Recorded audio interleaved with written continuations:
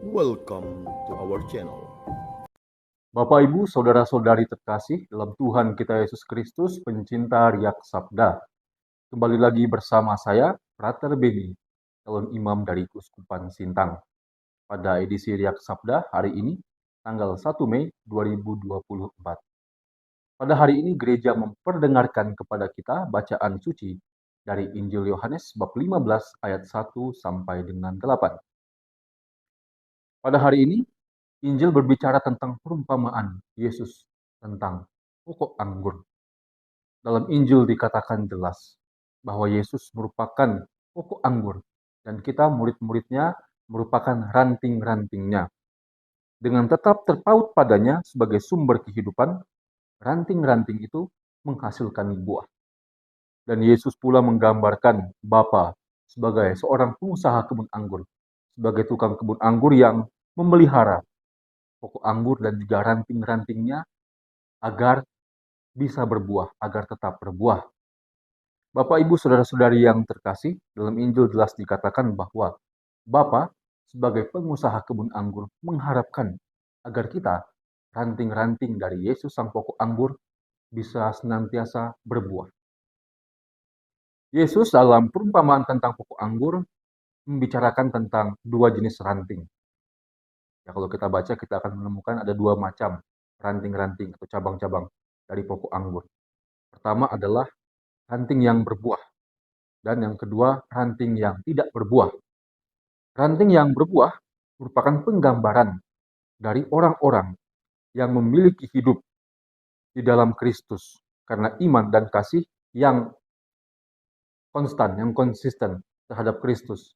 Orang-orang yang selalu punya konektivitas selalu, yang selalu terhubung dengan Yesus sang pokok anggur. Itu orang-orang yang berbuah, yang dilukiskan Yesus dalam bacaan Injil pada hari ini. Kemudian ranting jenis kedua, yaitu ranting yang tidak berbuah, merupakan penggambaran orang-orang yang tidak lagi memiliki hidup yang datang dari iman dan kasih yang konsisten kepada Kristus. Ranting-ranting yang tidak berbuah itu, yang tidak lagi punya konektivitas kepada Yesus sang pokok anggur, dipotong oleh tukang kebun, oleh Bapa sendiri. Yaitu dipisahkan dari hubungan yang vital dengan Kristus.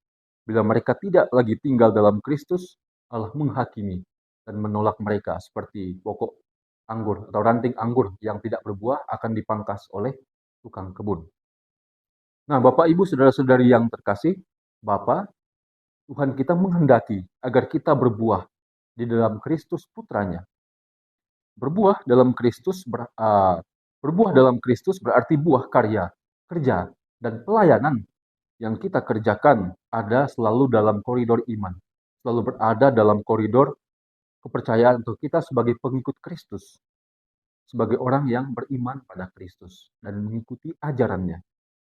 Poin penting adalah bagaimana Bapa menghendaki kita agar kita berbuah dalam Kristus. Itu poin penting yang mesti kita hayati dan ingat selalu.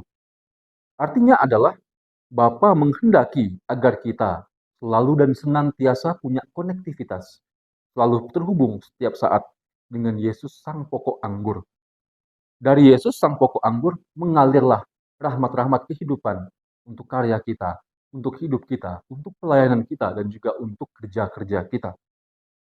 Ya, sebetulnya kalau mau diumpamakan atau mau dianalogikan dengan konteks kita zaman sekarang, ini sama seperti cara kerja WiFi. Sama seperti cara kerja WiFi. Jika kita connect atau terhubung dengan sumber sinyal atau sumber WiFi dengan sangat dekat, ya akses kita untuk internet menjadi lebih cepat. Akses kita ke internet mudah jika kita connect secara lebih dekat dengan sumber WiFi. Dan ya sebaliknya, kalau kita jauh dari WiFi, agak ngelek-ngelek toh sinyal.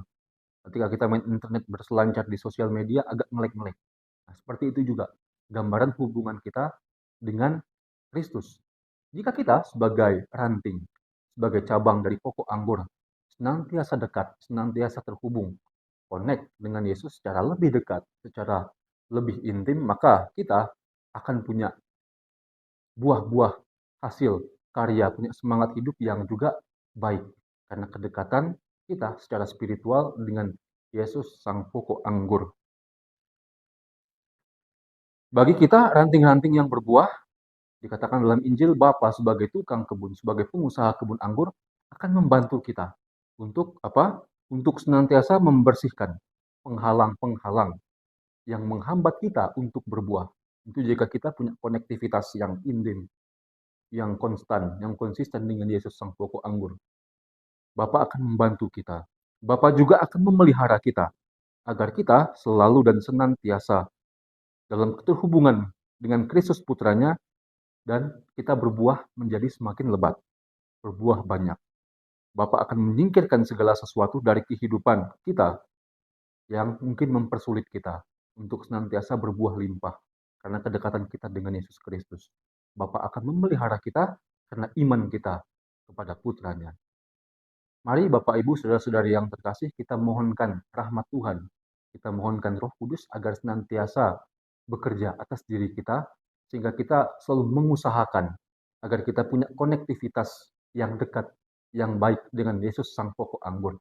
Sehingga apapun yang kita kerjakan dalam kerja kita, dalam karya kita, dan juga dalam pelayanan kita, semuanya senantiasa bercirikan atau bersemangat dari Yesus sang pokok anggur. Tuhan memberkati kita selalu. Amin.